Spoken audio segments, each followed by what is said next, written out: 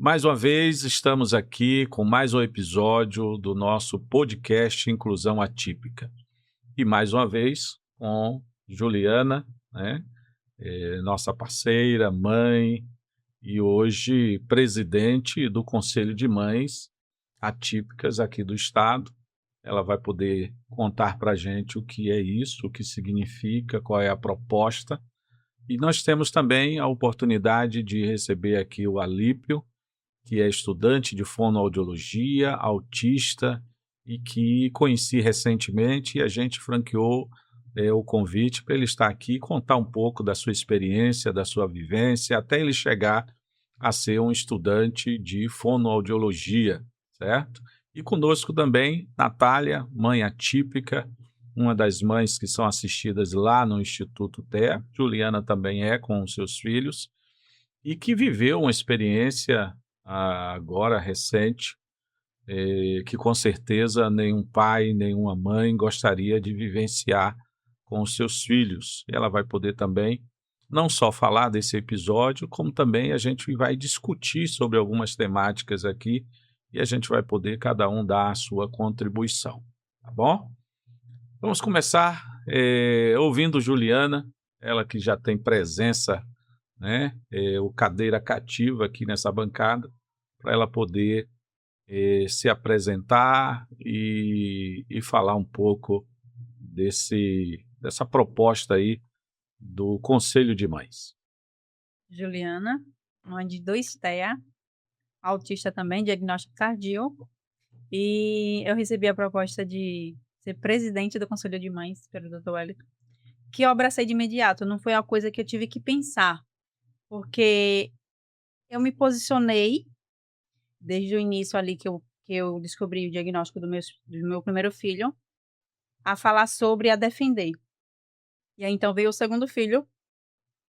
Hoje, nas redes sociais, eu defendo ali, todo dia levanto aquela bandeira. E uma oportunidade dessa de ir pra guerra, literalmente, né? E com isso, juntando outras mães, criar uma comunidade mais forte. E por ser em Sergipe, não só em Aracaju, mas em Sergipe, porque a nossa precisão não é só em um local, é em diversos locais e podendo juntar. Quanto mais mães, melhor, porque juntas somos mais fortes e podemos ir mais longe. Então, o intuito disso é realmente dar voz à comunidade, coisas que somos silenciadas todos os dias. Temos que lutar todos os dias pelo mínimo, pelo básico. E às vezes que é lei, garantido lá, está lá no papel, somente no papel, porque na prática em si isso não acontece. Então o conselho veio para isso, para a gente se posicionar e ir atrás do que é nosso por direito. E em busca também de coisas melhores, de oportunidades melhores, não só para nossos filhos, mas também para nós, mães atípicas, que também não somos vistas, somos consideradas invisível na sociedade. Ter leis que abraça aí a nossos filhos mais, na prática é difícil, né? E para nós, mães atípicas, não tem exatamente nada. Então, o intuito real é ir à luta e falar da nossa realidade, mostrar para a sociedade que não é mimiseira, não é que a gente reclama demais, é porque realmente para a gente conseguir o básico, a gente tem que ir dar a cara a tapa. Perfeito. Nós tivemos recentemente um encontro de mães atípicas, e inclusive eu quero agradecer ao Conselho da Igreja Presbiteriana, 12 de agosto, que franqueou para nós a utilização do espaço lá da igreja. Utilizamos a quadra para o café e a parte do templo para a gente poder discutir algumas demandas juntos lá com as mães que compareceram. Tivemos mães que vieram de várias cidades aqui do estado, Umbaúba, me lembro aí mais Boquim, né? Salgado, enfim, algumas mães de Rosário do Catete. Tivemos lá algumas representações de alguns municípios.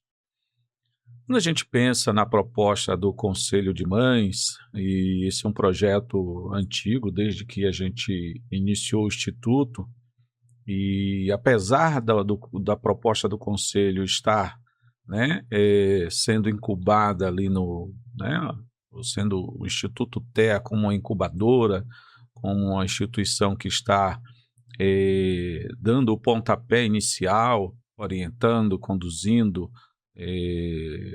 sendo um parceiro, um conselheiro dessa proposta. Mas a ideia é que a gente possa ter uma instituição que lute em prol de quem cuida. Tem o título de Mães Atípicas, Conselho de Mães Atípicas, mas nós tivemos lá no encontro pai também, e a ideia é que todos aqueles que cuidam possam serem representados através desse conselho, dessa instituição.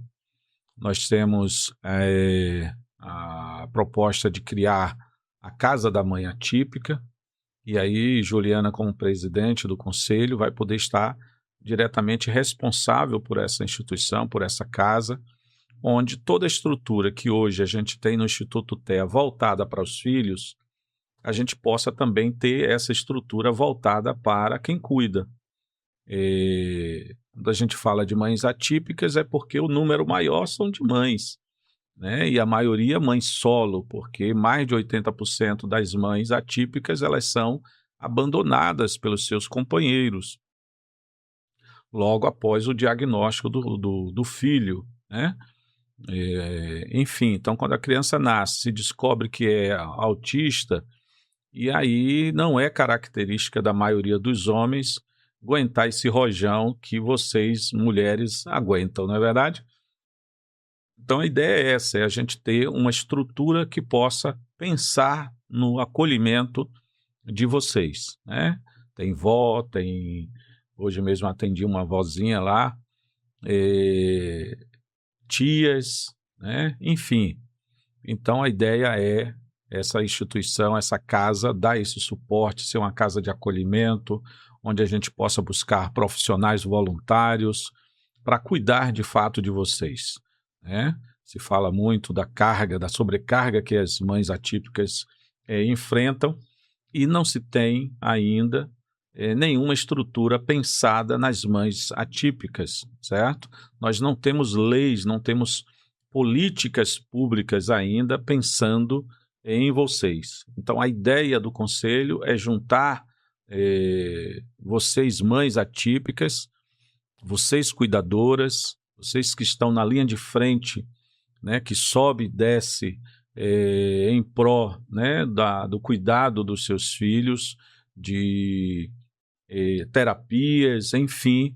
A ideia é que a gente grite junto com vocês para que o poder público olhe para vocês. Nós não temos nenhuma lei que faça menção às mães atípicas, certo? Por exemplo, nós temos a questão do transporte, né, da carteirinha de passe, né, de transporte para as crianças, né? Mas vocês, mães, vocês só podem utilizar o transporte gratuito se tiver na companhia dos filhos. Se não tiver, se usar sem a companhia, automaticamente essa carteira é bloqueada, não é isso? E aí o que é que acontece? Aí você imagine, você leva a criança na escola, deixa lá. Aí volta como? Você tem que custear a sua passagem. Depois, na hora de buscar essa criança, novamente você tem que custear a passagem para ir buscar a criança, certo? Aí quando volta com a criança, tudo bem, não paga. Mas isso é um mínimo, né? A gratuidade de um transporte público é o mínimo que se pode fazer.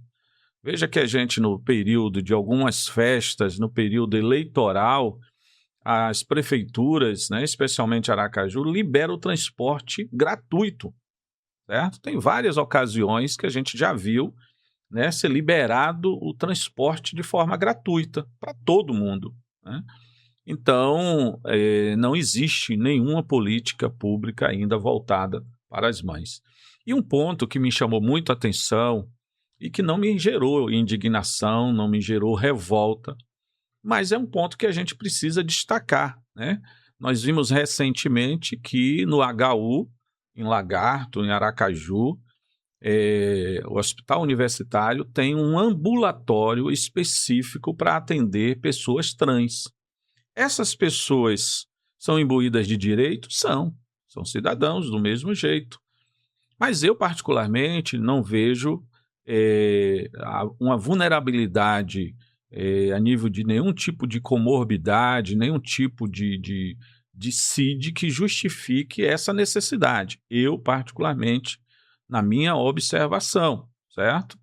É legítimo eles terem isso, é legítimo, certo? Agora, e as mães atípicas, que convivem com toda essa sobrecarga, né, com todo um adoecimento físico, mental, né, psicológico, emocional, por conta de toda essa sobrecarga? Quem cuida, né? Cadê a prioridade? Cadê a atenção dedicada a vocês? Não existe, certo? Então, se a gente for colocar em uma balança, penso eu, não desmerecendo mais uma vez, eu volto a frisar, não de uma forma de indignação, de revolta, né, de repúdio, nada a ver. Poderia ser qualquer outro grupo, eu estaria falando mesmo. É a mesma coisa que a gente observa hoje, a atual gestão anunciou já a construção de um hospital veterinário. Isso é importantíssimo. Aracaju precisa de um hospital veterinário. Mas entre um hospital veterinário, certo? E as crianças, né? As pessoas, não vamos falar das crianças em si, porque toda vez que a gente dá ênfase às crianças, a gente termina esquecendo dos adultos autistas, né, Alípio? Então, e os autistas, e as pessoas neuroatípicas? Qual a prioridade que tem sido dado para esse público? Então, a gente precisa, né, o direito, ele contempla, tem que contemplar todos, mas a gente precisa tratar essa questão de prioridade, entendeu? Então, eu vejo que é algo legítimo, o ambulatório específico para as pessoas trans. Eu vejo que é legítimo também o hospital veterinário, mas pela demanda que nós temos hoje no público neuroatípico, eu acho que precisa de uma urgência. Se não dá para caminhar junto, né, esse estado de urgência, né, então a gente precisa eleger prioridades, entendeu? Então eu acho que deveria, até porque a nossa prefeita, no seu período de campanha, dedicou uma fala, né, de forma muito consistente e comovente às pessoas autistas, certo? Posso estar enganado, possa ser que tenha outros projetos, outros planos, mas eu acho que esse público merece sair de muito blá blá blá que existe hoje no meio político e para uma questão muito mais prática, muito mais realista, porque esse público merece. Eu deixo a fala aí para vocês, pode me corrigir se eu estiver equivocado, mas eu penso que esse público merece, porque a gente convive no dia a dia. Antes de ontem a gente vivenciou algo ali no Instituto que todo mundo que estava presente chorou. Eu tive que conter as lágrimas diante de uma mãe que vem num contexto muito sofrido, né? O pai da criança a colocou na justiça, pleiteando a diminuição da pensão alimentícia da criança, né? Ou seja, ela já não tem nada e o pouco que tem está sendo ameaçado a ser tirado. Já teve o BPC da criança, que foi cancelado, né? E a mãe no desespero, e ela precisa correr atrás, ela precisa continuar mantendo o seu filho na terapia. Lá no Instituto, a gente tem uma estratégia para poder sustentar a instituição, em que as famílias elas são coparticipantes das despesas, né? Elas nos auxiliam no custo de toda a estrutura com taxas bem acessível. Mas essa taxa bem acessível que a gente tem, por mais acessível que seja, é pesada para muitos casos de mães, de famílias que convivem ora apenas com o Bolsa Família, ora com um BPC apenas para um dos filhos, quando ela às vezes tem 3, certo? E quando ela também, né, Juliana mesmo tem 2 filhos autistas e ela também é autista. Então a mãe também é merecedora desse benefício, né? Mas não é contemplado. Se tem nenhuma casa, o outro não pode ter. Então essas famílias convivem com o mínimo e a gente não pode, né, tirar mais nenhum centavo dessas famílias. E a gente tem que colocar em um programa de gratuidade que nós temos lá várias famílias assim. Quem está de fora desconhece tudo isso, mas a gente procura conduzir a instituição sem colocar nos holofotes as pessoas que sofrem, né? É muito fácil para alguns sair, se eu pegasse, por exemplo, essa cena dessa mãezinha chorando e eu tivesse por trás de mim um filmmaker nosso, né, registrando tudo isso, depois esse vídeo iria viralizar, né, essa mãe chorando e a gente acolhendo ela, tal, mas a gente não faz isso. Até as cestas básicas, quando chegam para a gente lá, a gente não fica tirando foto com as pessoas para dar publicidade. Então a gente segue aquele princípio de fazer o bem sem olhar a quem e de aquilo que a tua mão direita faz, né? Você não dá publicidade com a esquerda ou vice-versa, mais ou menos assim, não é, pastora? Isso. Ou seja, mas tem os sensacionalistas que gostam de chorar diante do sofrimento do outro, para valorizar a sua imagem, para poder dar ibope, né? Para destacar um ser que faz o bem. E nós não estamos aqui para dar destaque à nossa pessoa, e sim fazer o que tem que ser feito. Sim. Então, nesse aspecto das famílias atípicas, nós temos ainda muito blá blá blá no mundo político e isso precisa mudar. Juliana, quer comentar? Natália, fique à vontade. Eu acho que é exatamente isso o que o senhor pontuou. Eles colocam a gente numa lista de prioridade lá embaixo, sempre. É um ano político, e aí, agora, esse ano nós vai ser exaltado. Vão atrás das mães atípicas, vão atrás das famílias que tem alguma pessoa com deficiência, para dizer, não, eu vou lutar por você, eu vou estar lá, quando eu ganhar, eu vou fazer isso, mas às vezes não está nem no papel, é só coisa que fala. E quando está no papel, não sai do papel.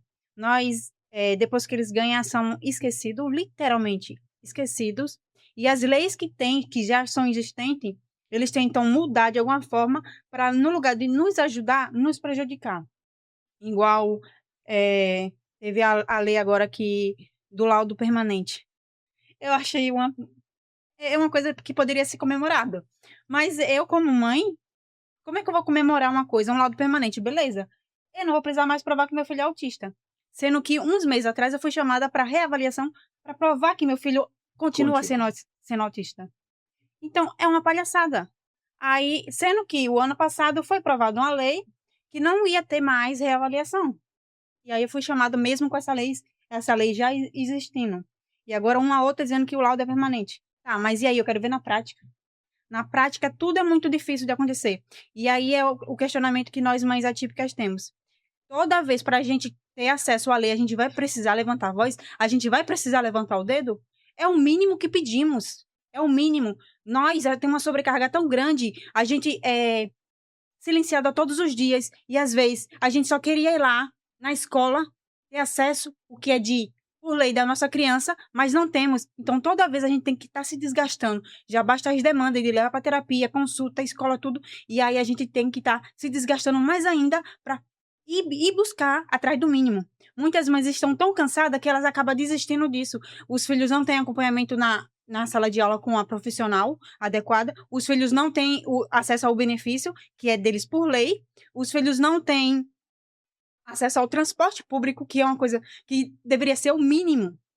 Então, é muito desgastante para nós da comunidade atípica, somos invisível para essas políticas públicas que já existem e as que já existem e as que vão existir. Eles tentam, de alguma forma, camuflar para a gente não ter o direito de acordo com a nossa necessidade. Natália. Isso mesmo, doutor, que o senhor acabou pontuando.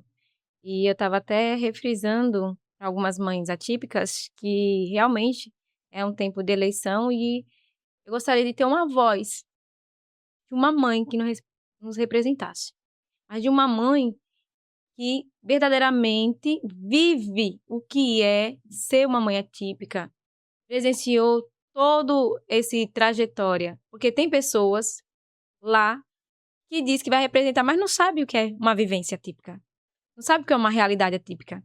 Falar é fácil, viver é o difícil. Então, esse ano, as mães atípicas, eu peço às mães atípicas que veja muito isso, quem iremos colocar lá? A mãe, o pai, o tio, a tia. Aí tem pessoas que dizem assim, mas eu tenho um sobrinho que é atípico, mas você não convive. Uma coisa é você ir lá, passar uma tarde, passar uma noite, é você conviver, é você passar a noite sem dormir. É você deixar de você viver o seu eu como mãe, porque a gente deixa de trabalhar, os nossos sonhos nós deixamos para depois e nós vivemos para eles. É muito difícil, só sabe quem realmente passa na pele. Então, são pontos que o doutor e Dona Juliana colocou aqui, que são essenciais para nós, mães atípicas. Perfeito. Alípio, fala um pouco de você, quem é você? Vocês falando sobre a mãe atípica, eu faço conteúdo informacional e motivacional nas redes sociais. Uma certa vez, na minha cerimônia do jaleco, na UFES, eu tirei várias fotos com minha mãe e minha mãe ficou muito feliz e orgulhosa com o meu resultado. Minha mãe tem muito orgulho de mim. E eu fiz uma postagem uma vez nas redes sociais dizendo assim: todo autista que conseguiu se desenvolver teve uma mãe que sempre acreditou no seu potencial e nunca desistiu dele. Aí eu fiz uma homenagem a todas as mães atípicas. Inclusive, eu queria agradecer a todas as mães atípicas que me seguem no Instagram e no TikTok. Elas dão muito, sempre estão me apoiando muito lá. Sempre que eu posto alguma coisa, tem muito comentário de mãe atípica, tendo esperança que o filho também consiga se desenvolver igual a mim. Mas voltando a essa postagem que eu fiz, minha mãe também passou por esse tipo de situação, que foi o abandono paterno do meu pai. Minha mãe, na época, ficou muito sobrecarregada. Eu tive que ser criado no interior pela minha avó. Minha mãe trabalhava, todo o dinheiro que ela trabalhava era praticamente para pagar terapia e para pagar meu colégio. Minha avó também me levava muito para terapia, minha mãe também. Aí eu fiz uma postagem, voltando à postagem, quando eu fiz a postagem, muitas mães atípicas elogiaram e ficaram esperançosas também de o filho também conseguir se desenvolver igual a mim. Mas ao mesmo tempo que eu fui elogiado por muitas mães, eu também fui muito criticado por pai atípico na rede social. Aí teve um pai atípico que foi lá, fez um certo comentário, aí uma mãe atípica foi lá e comentou assim, não só para me defender, mas também para falar a realidade. É porque quando chega o diagnóstico, vocês pais abandonam, né? Ela comentou assim nas redes sociais. E teve muitas outras mães até que também que curtiu o comentário dela também. E também na minha época de colégio, minha mãe ficou muito sobrecarregada.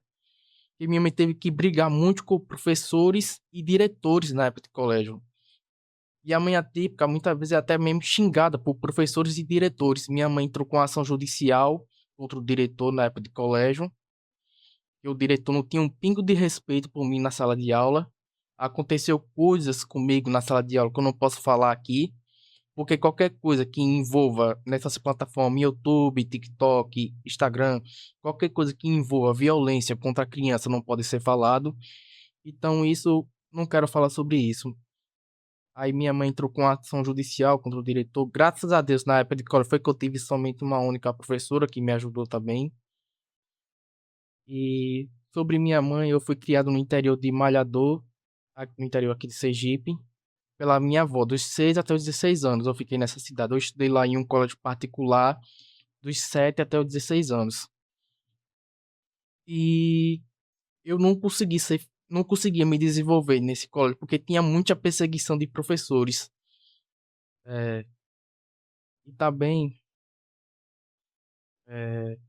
eu queria agradecer também a minha mãe por ter brigado por professores em educação, porque eu também não ia conseguir me desenvolver naquele colégio. Aí ela me tirou desse colégio e me colocou em um colégio novo aqui em Aracaju, chamado Colégio Hoje. Foi um colégio que eu estudei o ensino médio. E nesse colégio eu não tive nada do que reclamar desse colégio. Os professores lá eram bem maravilhosos. Eu nunca fui perseguido por nenhum professor nessa instituição. Pelo contrário, os professores gostavam de mim por eu ser um aluno muito esforçado e sonhador. É isso que eu Mas não tenho. foi fácil você chegar hoje a estar na condição que você está hoje, estudante da UFS, curso de fonoaudiologia, Sim. tendo uma dificuldade muito grande para chegar à alfabetização, É. né? Conta um pouquinho dessa trajetória até você ser alfabetizado. Então, no colégio particular que eu estudei em Malhador, eu tive somente uma única professora. Óbvio, teve algumas outras pouquíssimas professoras que tentaram me ajudar, só que elas não sabiam lidar comigo, porque eu não tenho somente autismo, eu também tenho dislexia e TDAH. A dislexia ela comprometeu muito o meu cérebro para eu conseguir me alfabetizar. Eu só consegui aprender a ler aos 13 anos. Aí eu vou contar sobre essa professora, que o nome dela é LN. Ela não me ajudou porque ela era uma professora competente, mas acima de tudo porque ela era uma boa pessoa. No colégio que eu estudava no interior lá de Malhador, ela dava aula de graça para ajudar a crescer o colégio. E também na minha formatura do 5º ano, minha família pagou a formatura, só que faltou dinheiro para alugar o terno. Aí a LN tirou dinheiro do bolso dela para alugar o meu terno. Aí eu fui para a formatura do 5º ano. Tirei foto com ela. Ela ficou muito orgulhosa por mim. Ela me conheceu quando eu estava no 5º ano. Ela foi minha professora de matemática e também minha professora de física no colégio que eu estudava lá em Malhador. Ela foi minha professora de física no 9º ano. E ela foi minha professora de matemática no 5º, no 6º e no 7º ano. Aí, a Eliane, quando ela me conheceu no 5º ano, eu não conseguia aprender a ler, não conseguia nada.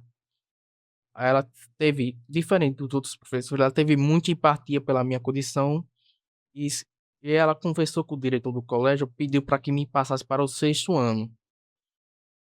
E assim foi feito. Aí quando eu cheguei no 6º ano, quando estava no final do 6º ano, eu não tinha nota para passar, eu não sabia ler, não sabia fazer nada. Ela fez meio que um acordo com o diretor do colégio. Caso ela conseguisse me alfabetizar, no final do 6º ano eu seria aprovado para o 7º ano. E a Eliane, ela tem uma irmã chamada professora Lili. Eu acho que ela não sei se ela é professora ou se ela é psicopedagoga, mas que me alfabetizou foi a irmã de Eliane, chamada Lili. Ela, com o método certo, ela conseguiu me alfabetizar em apenas um mês, no final do 6º ano, e assim eu fui aprovado para o 7º ano. Aí, quando eu comecei a estudar no 7º ano, eu me tornei um aluno muito esforçado e nunca mais reprovei de série. Eu terminei o ensino médio aos 19 anos. Terminei 2 anos atrasado E porque eu não... você foi alfabetizado, você tinha quantos anos? 13. 13 anos. Então você É, sai de 13 anos, ou seja, eh, tem a sua alfabetização aos 13 anos de idade e aos 19 você conclui o ensino médio. é, E daí para a UFES. é, é no, eu terminei o ensino médio aos 19 anos, só que eu só entrei na UFES um pouco atrasado, eu fiquei dentro de cursinho. Mas quando eu terminei o ensino médio, a minha nota já dava para fazer fonoaudiologia na UF de Lagarto, só que na época eu nem pensava em fazer fonoaudiologia. Queria fazer um outro curso, só que graças a Deus foi que eu fui fazer fonoaudiologia. Foi um curso que eu gostei muito, me identifiquei muito.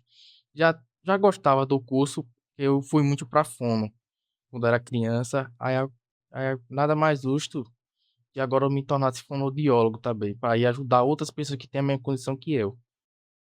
Mas sobre a época de colégio, é, quando eu comecei a estudar, na época de colégio, eu não tinha nenhuma adaptação.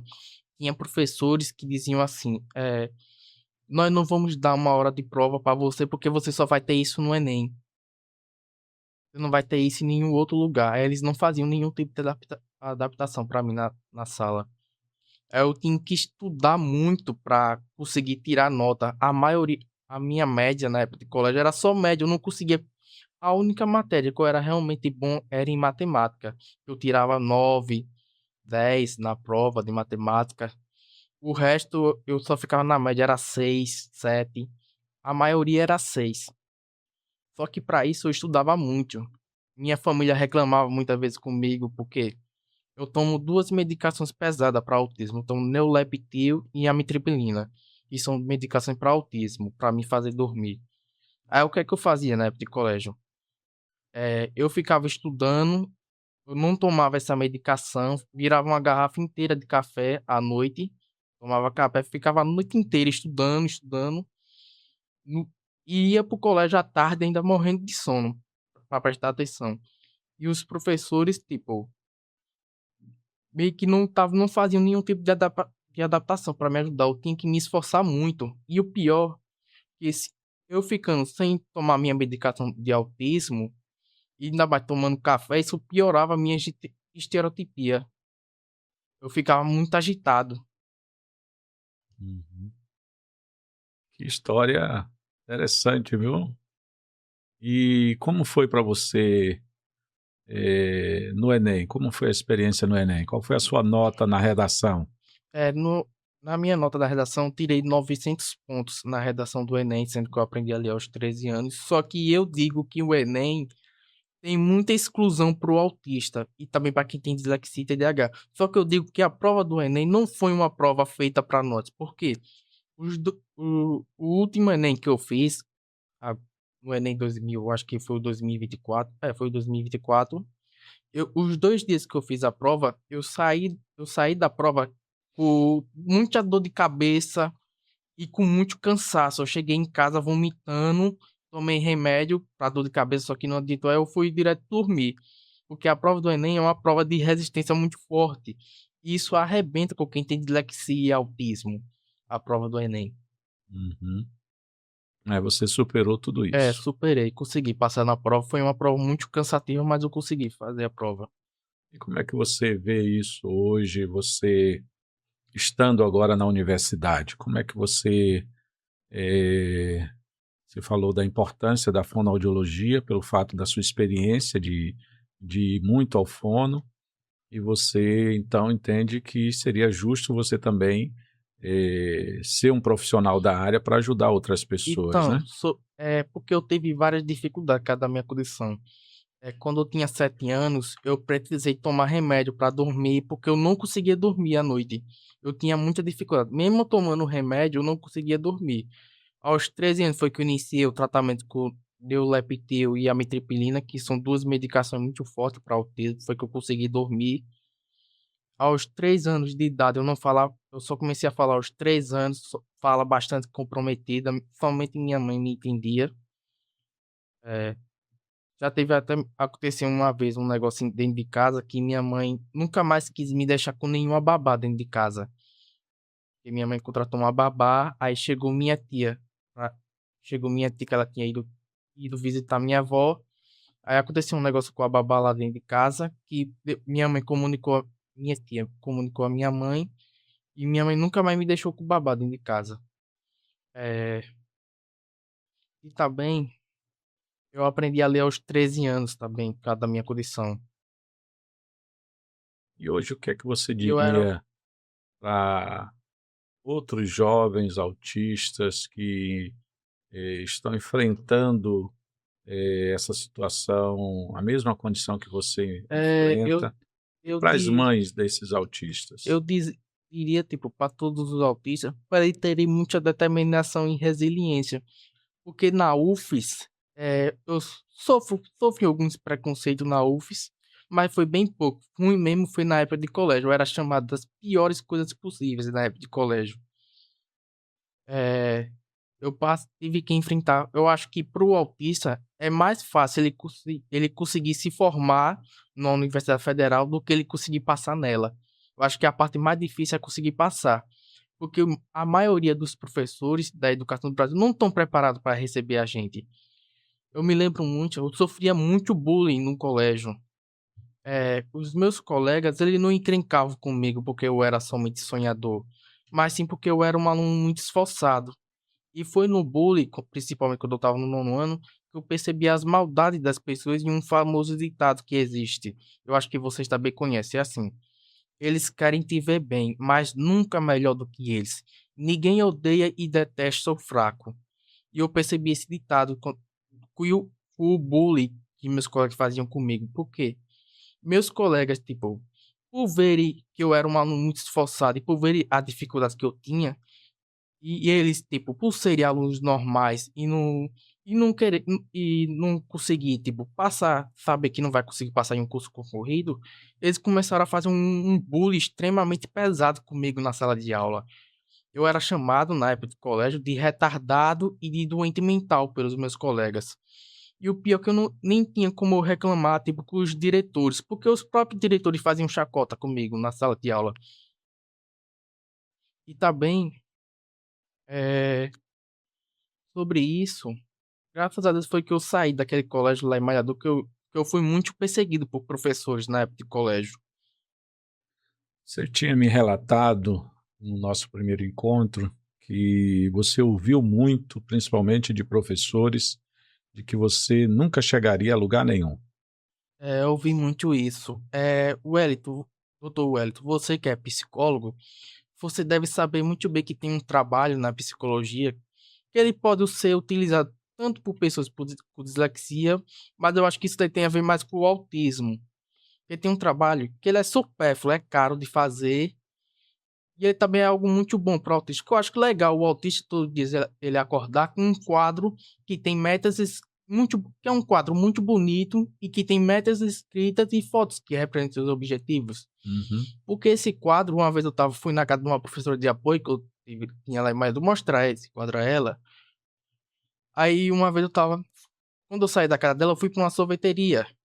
Aí já chegou um rapaz, eu acho que ele era o dono da sorveteria ou era funcionário. Ele chegou assim e perguntou: Você faz esse negócio para vender? Aí eu disse: Não, é porque eu sou especial. Não, rapaz, mas você é muito inteligente. Isso daqui é a universidade. Isso daqui é uma máquina. Que tinha a foto de um carro que eu queria ter. O nome desse trabalho se chama Quadro dos Sonhos. Ele serve para o autista, tipo, para motivar o autista e também para fazer ele sonhar com a realidade dele. Porque eu também não ia fazer um quadro dos sonhos sonhando em ter uma Ferrari para ir à UFES. Uhum. Mas nesse trabalho eu já tive a foto da UFES nele. E é um trabalho bem legal. Só que até esse trabalho uma vez foi sinônimo de menosprezo na época de colégio. Eu vou dizer o que aconteceu. Eu faço esse trabalho em uma moldura gigante, preta com vidro e numa cartolina branca. É bem bonito esse trabalho. Aí uma vez eu tinha sessão à tarde com a psicóloga e também tinha aula à tarde. Aí eu fui para psicóloga. Quando saí da psicóloga, fui direto para escola. E eu tava com esse trabalho que a psicóloga mandou fazer. Aí eu levei ele pro colégio. Aí um determinado professor, por ver que eu tava meio que com um quadro dentro da sala de aula, ele pediu para mostrar aos meus colegas. Aí o professor, tipo, ele pegou meu quadro para menosprezar esse trabalho. Ele pegou meu quadro para falar dos erros gramaticais que tinha no meu quadro dos sonhos, por ele ter metas escritas por eu ser um aluno com autismo e dislexia. Pelo meu quadro do sonho ter a foto da UFES ou por ter a foto de um carro que eu queria ter para ir à universidade. O professor falou que eu era um louco, que eu era um doido para ter um quadro dos sonhos. E também o professor falou que o tempo que eu gastei planejando e organizando esse trabalho foi um tempo em vão, porque eu nunca conseguiria ser aprovado na universidade dos meus sonhos por causa das minhas limitações. E é um trabalho que é até mesmo caro de fazer. Eu acho que, na verdade, o mais caro, na verdade, é a moldura, que eu comprei ela na época por R$ 130. Eu costumo dizer, Alípio, Natália, falei isso no encontro sexta-feira, e eu disse que o mundo aí fora odeia os neuroatípicos, entende? Odeia. Natália vivenciou uma situação essa semana e viveu ali, presenciou comentários de pessoas que, em vez de se posicionar a favor, pessoas que estão na mesma condição se posicionaram contra, certo? O mundo dos neuroatípicos se divide em várias realidades. Você tem que lutar contra direitos adquiridos, certo? Ou seja, já foi difícil conquistar, e depois que conquista, você tem que lutar para poder usufruir deles, certo? Você tem que lutar contra uma sociedade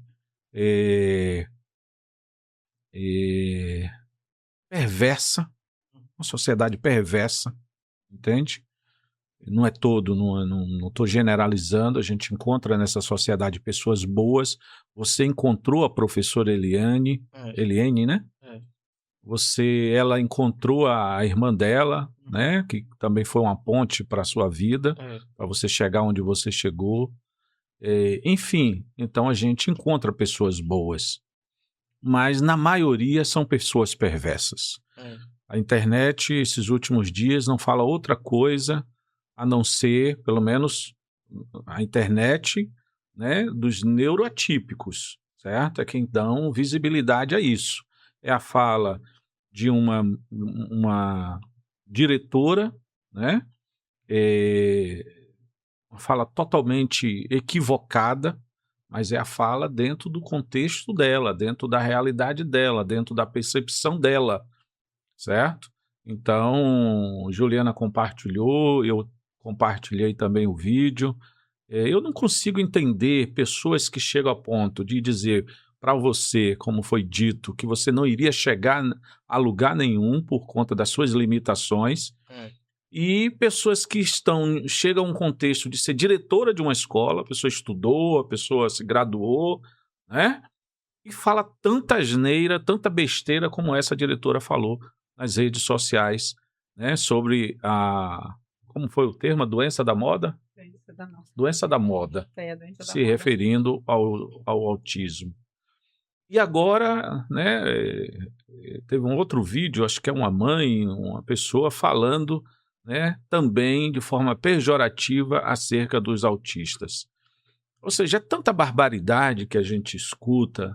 Imagine quantos anos você tem hoje. Eu tenho 23 anos, vou fazer 24, dia 24 de maio. Pois é, imagine para um jovem, você ouvir isso hoje, na sua tenra idade, já é prejudicial, certo? Imagine a idade que você ouviu lá na sua infância, um professor chegar a ponto de dizer que você não ia chegar a lugar nenhum. Entende? Entendi. Então, isso é um grau de maldade, sabe? Que a gente não tem outra coisa a dizer, a não ser que aí fora tem uma quantidade enorme de pessoas que não estão nem aí para esse público neuroatípico. Basta a gente olhar, por exemplo, a gente faz uma campanha em prol desse público para ajudar. É difícil você ter pessoas que cheguem junto, entende? Não desmerecendo, volto a frisar, não desmerecendo a questão, por exemplo, dos animais. Mas se hoje um cachorrinho for atropelado na rua e alguém pegar, se compadecer e fizer uma campanha na internet, nas redes sociais, sabe? Vai entrar dinheiro que a pessoa vai chegar a ponto de dizer chega, já é suficiente. Se precisar de R$500, vai chegar a 1 milhão. É possível chegar a 1 milhão. Mas faça uma campanha em pró de uma mãe autista, certo? Uma mãe atípica, que é difícil você ter uma mobilização que realmente faça a diferença na vida dessa pessoa, dessa família. É difícil. Um empresário, um empreendedor, tem seu carrinho de pipoca incendiado, tem sua loja queimada, destruída pela chuva, seja lá o que for. A sensibilização da sociedade é muito grande. Mas eu não consigo ver sensibilização quando se trata de pessoas autistas. E é bem fácil a gente entender isso, porque as pessoas autistas, as pessoas neuroatípicas, elas ainda são vistas pela sociedade como um povo que incomoda, como um povo que faz barulho, como um povo que desregula o ambiente que eles estão, certo? São pessoas retardadas, são pessoas débil mental, são pessoas doidas, loucas, malucas, são pessoas que desestabilizam o mundinho delas. Então, uma criança que vai a um shopping, de repente desregula, entra em crise e sai quebrando alguma coisa, chutando, gritando, quem vai ser atingido naquele contexto ali é a mãe. É a mãe que vai ser tida como uma mãe que não dá educação, que não dá limites, entende? É uma criança cheia de birra. Tem um louco na internet que esse cara tem. Ele diz que é pai atípico e tal, papapá, mas ele fala que os pais. Não é porque é autista que não tem que bater, que não tem que dar limite, que não tem que trazer na rédea, sabe, curta. Ele fala um bocado de baboseira, né, na internet. E as pessoas ouvem, entende? As pessoas seguem, você vai ver os comentários, tem muita gente que concorda com isso. E essas pessoas que concordam, é simples a gente saber por que elas concordam. Porque elas não vivenciam o mundo que vocês vivenciam, o mundo que a gente vivencia, entende? Eu tenho 3 filhos em casa, que os 3 têm TDAH, e eu, como pai, tenho também. E é difícil você, em uma situação que você desregula, sabe? Quando eu subo o tom, às vezes, dentro do meu contexto, encontrar pessoas que se sensibilizem comigo, que entenda ele está assim porque ele tem TDAH, é muito difícil, entende? Graças a Deus, eu convivo em um ambiente onde só tem neuroatípicos. Né, Juliana? Porque pelo menos entre nós, a gente consegue ter um pouco mais de empatia, certo? Eu digo um pouco mais porque às vezes um não tolera o outro, não. Entende? Às vezes o outro também está no seu momento ali desregulado, entende? Então a gente vive essa realidade. Ontem eu falei, ia ter uma reunião com os meus filhos para tentar ajustar algumas práticas deles. Depois eu pensei, olha, eu não estou bem, não vou tratar esse assunto agora. Estava indo para a igreja orar, eu falei, eu vou orar, quando eu voltar eu converso com vocês, entendeu? E quando eu voltei eu já estava reguladozinho, né? Ouvia as orações, o louvor, a ministração da palavra, nos regula também, nós que cremos, né, na palavra de Deus. E aí fiquei de boa. E aí hoje eu criei uma estratégia com eles, né, que foi o quê? Só vai ter Pix agora se apresentar algum trabalho prestado na casa. E aí agora viralizou, aí o outro já chegou, vou faxinar, ou não foi para a escola, então quer quanto para faxinar? Aí ele diz, quero 60, eu dou 50, não, quero 60. Por que 60? Porque eu gosto do número 60. Então, tudo bem, não vai para a escola, vai faxinar, vai arrumar a casa, pô. Entendeu? Ou seja, eu busquei uma estratégia, em vez de eu estar toda hora falando, né, com pessoas que têm TDAH, sabe, que têm déficit de atenção, sabe, hiperatividade, que deixa o quarto na bagunça, que tem essas, né, condições, a gente busca uma estratégia de estímulo e reforço. Então, propus algo para ele, ele foi lá, fez, cheguei em casa agora à tarde, estava tudo bonitinho lá. A única reclamação dele foi que o Pix ainda não caiu. Então, o que é que acontece? O mundo aí fora nos odeia, entende? Porque nós não somos como eles e o mundo que está aí fora não foi preparado para pessoas neuroatípicas. Essa é a verdade. A situação que você enfrentou no transporte público essa semana realça justamente isso. Entende? Então você está no ambiente dos outros, entende? Mas nós não somos cidadãos, não pagamos também imposto, e por que as coisas não são adaptadas no mínimo possível em pró da gente, como o Alípio colocou? Ou seja, nunca foi apresentado a ele uma adaptação para nada. Mas mesmo com todas as limitações, certo? Com todas as condições que disseram para ele que ele não ia chegar a lugar nenhum, nós estamos diante de um homem que chegou à universidade pública, certo? Pelos seus próprios méritos, certo? E daquelas pessoas que Deus, na sua providência, colocou na sua vida. E a gente fica nessa, dependendo da providência de Deus, certo? Da empatia de uma ou duas pessoas que surgem na nossa vida, entende? Mas quando a gente chega no período eleitoral, aí é meio mundo de gente batendo a nossa porta, E a gente se depara com uma outra realidade, Natália e Juliana, que é essas divisões no meio das pessoas atípicas. Cada um quer ter o seu grupo, comandar o seu grupo do WhatsApp, sua instituição. Ou seja, não existe um sentar juntos, União. sabe? Não existe união, entendeu? Não existe união.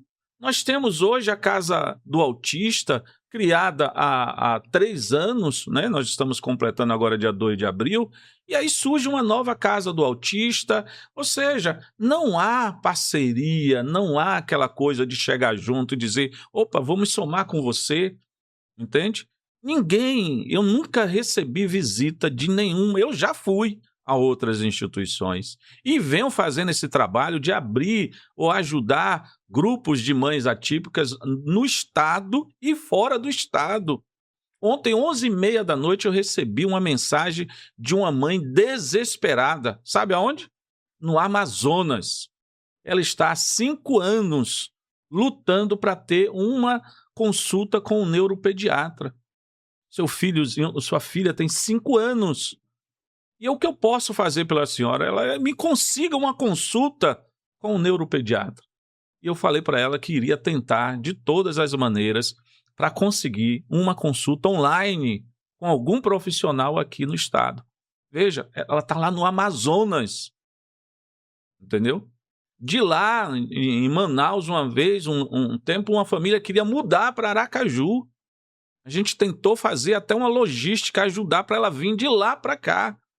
Eu tenho famílias em Minas Gerais, lá no interior da Bahia, em Camaquã, lá perto de Porto Seguro, lá para aquela região, sabe? Desesperadas, porque elas não conseguem nenhum tipo de suporte nas suas cidades. É difícil. É fácil a gente falar de um estado como Sergipe, que é uma cidade, uma das mais distantes da capital, é Canindé do São Francisco. Mas a gente estava lá hoje com uma mãezinha que sai 2 horas da manhã de Canindé de São Francisco para ser atendida aqui conosco. Entende? Mas quando se trata de um estado como a Bahia, é difícil chegar à capital, em Salvador. É difícil. Entende? Porque você vai viajar horas ou até dia para poder chegar na capital. E essas cidades não têm assistência. Então são várias, a gente já criamos associações de mães aqui, ajudando a criar em várias cidades aqui do estado, porque a gente entende que juntos somos mais fortes. Sábado eu estava em Itabaianinha, né? O mês passado eu já fui a Umbaúba e Itabaianinha 2 vezes, já em um espaço curto de tempo. Quer dizer, a gente precisa estar juntos, mas a gente ainda tem que conviver com aqueles que insistem em criar seu grupinho e ficar ali e acreditar em determinadas falas de pessoas que só querem, né, o que elas podem dar para eles no dia da eleição, que é o voto. Diga, Juliana. Eu falo assim, quando eu saio com meus filhos, esses dias eu saí sem o colar de identificação. E eu fui numa casa lotérica, eu fiquei com receio de pegar a fila preferencial. Eu fiquei com medo. Primeiramente, quando eu coloco o colar dos meus filhos, é como se eu já estivesse colocando uma seta em nós para julgamento. É como se nós estivéssemos ali estampado na nossa testa, que nós vai ocasionar alguma coisa naquele local.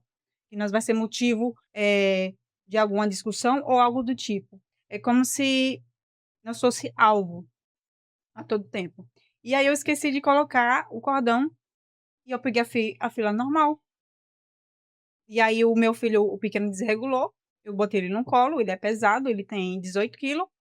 E com muita dificuldade ali, a moça do caixa me chamou. Graças a Deus ali usou ela e ela me chamou, eu fui atendida. Só que em várias situações, eles com colar, as pessoas se questionam porque tá ali. Se não tem nada, não tá faltando o braço, não tá faltando a perna, não tá faltando nada, como se não é algo visível, então não precisa.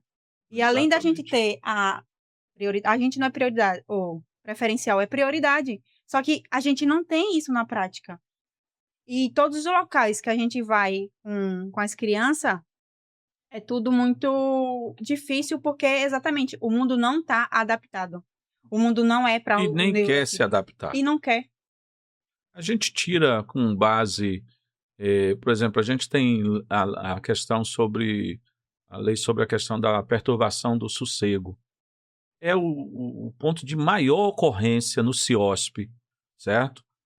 É a queixa maior da sociedade é a perturbação do sossego. É o que mais desloca viaturas, sabe, das suas bases para atender esses chamados.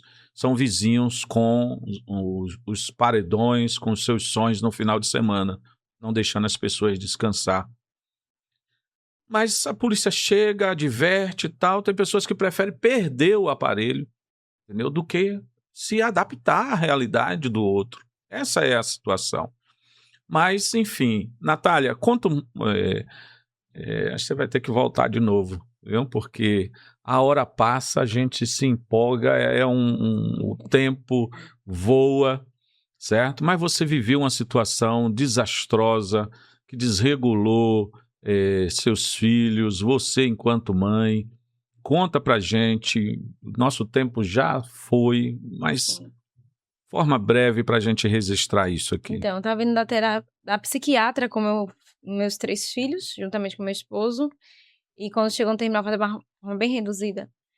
E no terminal do dia, ele já tava em crise, meu filho, o do meio, o Azaf, já tava em crise. Eu até tinha falado com meu esposo, olha, quando o ônibus chegar, é horário de pico, e a gente vai pra frente. Aí ele disse, não, tudo bem, tá certo. E aí, ele em crise, e aí chegou o ônibus, eu disse, vamos. Ele foi me ajudar a colocar as crianças na frente. Aí o motorista, eu bati na porta, tava fechada. Aí ele disse, pois não. Aí eu disse, não, eu vou ficar com as crianças na frente, porque o meu filho, ele está em crise, e a gente vai ficar aqui pela frente, como tem uns assentos preferenciais. Aí eu disse, a senhora tá com a carteirinha aí? Eu disse, tô aqui com a carteirinha. Mostrei as 2 carteirinhas pra ele. E ele disse, senhora, então, pode subir até aí, tudo bem. Meu esposo recolheu as carteirinhas, acabou, o celular tava tudo, a medicação, os relatórios, tudo, que a gente anda assim, né? A gente tem que estar andando assim, né? E justamente o Azaf, ele tava com o cordão. O Isaac, ele não usa porque ele ainda tem um pouco de receio devido aos bullies que ele vem recebendo. Isso aí já é outra história. E quando chegou num determinado ponto pra mim descer, eu não vi que meu esposo desceu um ponto antes. E também ele não tinha me avisado. E aí, quando foi na minha descida, que eu fui descer com os meus filhos, o motorista disse, mãe, a senhora não vai passar a carteirinha? Aí eu disse, até brincando com ele, disse, rapaz, eu lhe mostrei a carteirinha dos meus filhos lá no terminal do dia. Ele disse, não, a senhora não quis vir sentada. Ele se direcionou, foi até a mim. A senhora não quis vir sentada? Vim aqui na frente? Então, a senhora tem que passar. Eu disse, mas meu esposo desceu, eu nem sabia que ele ia descer, ele nem me avisou. Ele disse, se vire, é obrigação da senhora estar com as carteirinhas dos seus filhos. Aí foi quando eu cheguei e disse, olha, deixa eu dizer uma coisa. Eu estava dentro do terminal do dia. Para começar, já dentro do terminal do dia, Já tinha pago a passagem. já temos direito a ter uma passagem gratuita ali dentro. E esses assentos aqui é de lei para os meus filhos. Eu até mostrei para lá onde tem, né, dizendo onde tem outras pessoas com deficiência e tudo mais. Então é um direito dos meus filhos estar aqui. Tanto é que o meu filho está em crise, por isso que eu vim pra frente, até para evitar constrangimento lá no fundo. Porque quando tem muita gente, ele começa a ficar agoniado, a se espernear. Desregula. Justamente. E ali ele disse, eu não quero saber, a senhora se vire. Se a senhora não tiver como passar, a senhora vai voltar comigo para o terminal. E a senhora resolve lá. Nessa hora eu me desesperei, não estava sem telefone, sem nada, não tinha ninguém dentro do ônibus que eu conhecesse. Eu comecei a chorar. E os meus filhos, o Isaac, se eu saber me abraçar, o Azaf, ele começou a ter uma desregulação lá dentro. E ele batia numa coisa atrás do negócio do motorista. E dizia, motorista, por que você tá fazendo isso com minha mãe? Por que, motorista, você tá fazendo isso com minha mãe? E a pequenininha, motorista, faz isso com minha mamãe, não faz. E ele teve uma regulação que ele queria morder. Eu nunca vi meu filho daquela forma. E ali eu tive que me me controlar ali naquele momento para poder ter o apoio para os meus filhos. Ali eu disse, calma, a gente vai dar tudo certo. E eu abracei. Se tiver, pegar até o filmagem, vai ver que eu peguei os meus 3 filhos e abracei. Vai dar tudo certo. Vai dar tudo certo. Foi quando o ônibus ainda, ele não queria saber, chegou até um senhor e começaram, tá vendo, ó? Tá vendo? Esses negócios assim, desses negócios desse pessoal assim, ó, quer ter tanto do direito, tanto disso, daquilo, e começou a falar. Foi quando eu peguei e me virei, eu disse, moço, eu estou dentro da lei com o direito dos meus filhos, eu lhe mostrei a carteirinha. Se eu não lhe mostrasse dentro do terminal, o senhor poderia até questionar, moça, a senhora nem me mostrou, isso aqui é difícil pra mim, sou motorista, e a senhora nem mostrou, a câmera não registrou. Mas a câmera registrou o ocorrido. Ele me fez fazer a trajetória todinha com os meus filhos. Com os meus filhos. O outro lado todo circulado dentro do ônibus. E eu nervosa, pedi uma moça, ela se sensibilizou e disse, nossa, eu disse, a senhora me empresta o celular? Consegui falar, graças a Deus, com meu esposo. Ele disse, tá na onde? Eu disse, eu tô voltando pro terminal porque ele disse que eu me virasse, que eu ia ter que resolver dentro do terminal toda a situação. Eu desci naquela parte da catraca do terminal do dia, fiquei do lado de fora com os meus filhos. Foi quando ele entrou com o ônibus e veio com o fiscal, Cláudio. Eu não sei o nome dele porque ele até virou coisa do crachá e não deve me passar o nome dele, mas o nome do fiscal é Cláudio. E ele disse, mas vamos entender toda essa situação aqui. O que foi que ocorreu? E eu disse pra ele que eu estava dentro do terminal, a outra hora, como eu falei, e ele olhou para o motorista e disse, rapaz, ela estava na onde? Aqui dentro. E ela entrou pela frente, aqui dentro do terminal. Ele disse, foi. Rapaz, por que você não liberou a mãezinha? Ele disse, por que você não liberou a mãezinha? Ele, mãezinha, vamos fazer o seguinte, entre agora. Aí eu disse, eu não vou entrar. Agora eu vou esperar o meu esposo chegar com as carteirinhas para me passar. Agora eu vou esperar. Esperei meu esposo chegar com as carteirinhas, passei, fiz aquela filmagem que tá aí nas redes sociais, ela tem uma repercussão referente a todo o ocorrido. Eu não desejo para nenhuma mãe passar por isso. Minha filha passou mal, vomitou dentro do ônibus. Meus filhos passaram do horário da medicação. O que a gente sabe, se a gente passar do horário da medicação, a gente não pode dar depois. Porque quebra o horário. Então, meus filhos não dormiram direito. Foi uma noite agitada para mim, para os meus filhos. Eu ainda estou simulando toda a situação ainda, porque foi muito difícil para mim, até para mim estar aqui relatando para vocês acerca disso, todo o ocorrido. Estou falando bem resumidamente para vocês. E é isso, né? O que aconteceu, porque não temos muito tempo para falar muito assim. A gente vai voltar a tocar nesse assunto novamente. Vamos dar continuidade, porque a gente tem que gritar, né, Juliana? Tem que gritar, porque... Tem que gritar, tem que apontar o dedo. Tem que apontar o dedo, porque senão nada é feito, né? Você vê, você gravou o vídeo, postou lá, teve vários comentários marcando pessoas, autoridades, e ninguém se posicionou, ninguém apareceu. Não. Infelizmente, essa é a realidade. Alípio, eu quero agradecer a sua participação aqui. Espero em outro momento a gente ter você de volta aqui para a gente, de repente, discutir Muito obrigado. uma temática específica, sabe, algum tema dentro da sua área da fonoaudiologia, certo? Importância dessa ciência para os neuroatípicos. Natália, nossa solidariedade a você, a sua família, seus filhos que estão lá conosco, sendo cuidado. Sim. E que a gente consiga viver dias melhores, certo? E eu tenho esperança que as famílias atípicas do nosso estado, pelo menos do nosso estado, a gente consiga viver dias melhores, contemplar mudanças, né, Juliana? Precisa. Contemplar mudanças, porque no atual cenário que nós vivemos hoje, eu não consigo ver esperança, entende? Eu não consigo ver esperança, porque são muitas promessas, são muitos representantes que chegam e quando estão lá, a gente não vê efetivamente ser feito nada, sabe? E isso precisa ser mudado. Então, que Deus nos permita a graça de vivenciar dias melhores. Nós vamos ficar por aqui hoje, porque a demanda é grande. Então, gratidão a vocês, gratidão, Juliana, gratidão, Natália, Alípio, e vamos para o próximo.